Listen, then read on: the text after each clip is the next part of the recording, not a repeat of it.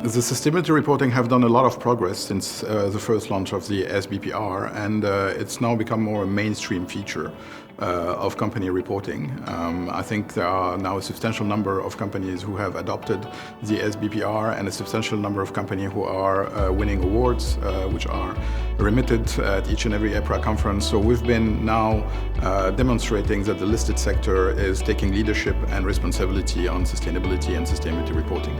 So initially the sBPR were really here in order to help companies to kickstart the reporting work. And so the first set of BPR were very simple, focusing on a very limited number of indicators which were easy to put together. And the idea was that once company will start the reporting journey and the sustainability journey, then slowly but surely we would increase the complexity and increase the requirement in terms of reporting, which is something that has been going on since the start of the BPR.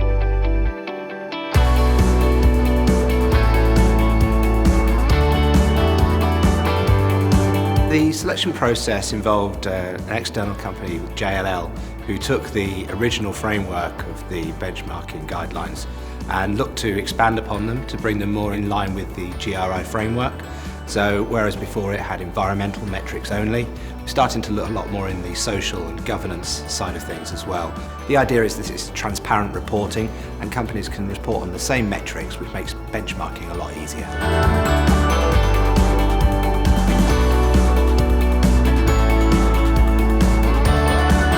The environmental aspects were already quite well covered by the existing KPIs, and we thought that it was important to show externally that real estate brings something more than only environmental aspect. I think as listed real estate, we have to promote transparency, and that's what corporate governance is all about. And moreover, as real estate company, we need to play a role in social aspect to bring added value to community.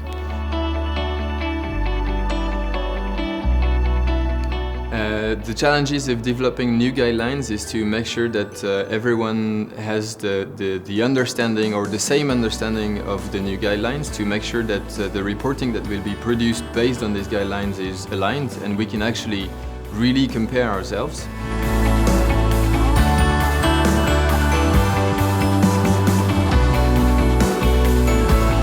The process we used to define the new social and corporate governance topic was pretty simple. We gathered all existing KPI on these topics, from GRI especially, and then we had several workshops to screen this KPI, sustainability KPI, to find the most relevant for us, relevant for our scopes, meaning Europe, of course, but relevant also for our industry, so real estate industry, meaning construction of assets, but also operation of assets.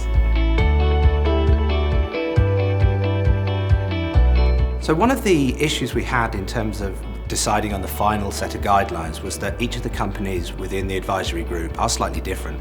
We've got lots of companies that are pan-European and they're not based in one single regulatory zone. So making sure that there was a consistent approach that all companies can respond to was a very important part of the process.